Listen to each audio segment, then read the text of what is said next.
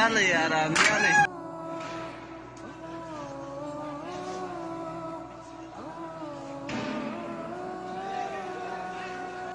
با برادرهای فقه جعفری ما به برادرهای شیعه ما که در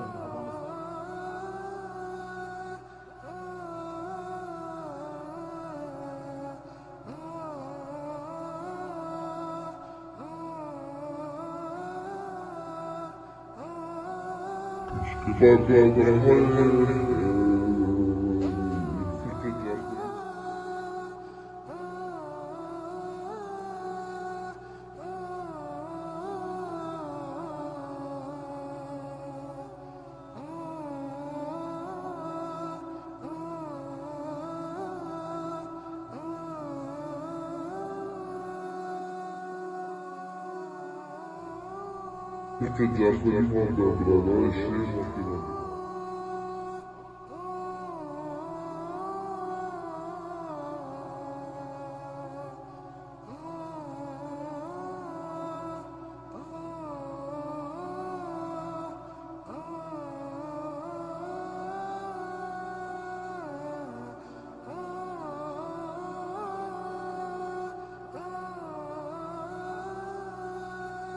در افغانستان وجود دارد. شما بحث طولانی داشتیم در با تمام اصول از اونا، با تمام مسائل از اونا احترام داریم و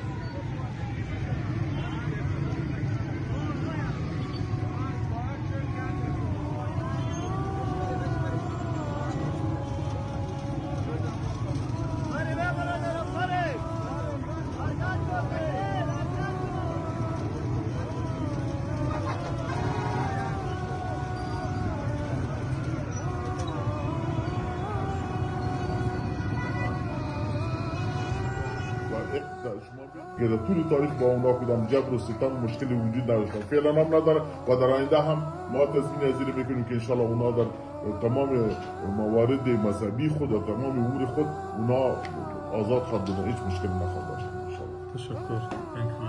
Thank you very much. Thanks. Thank you very much. Thank you very much. Thank you very much.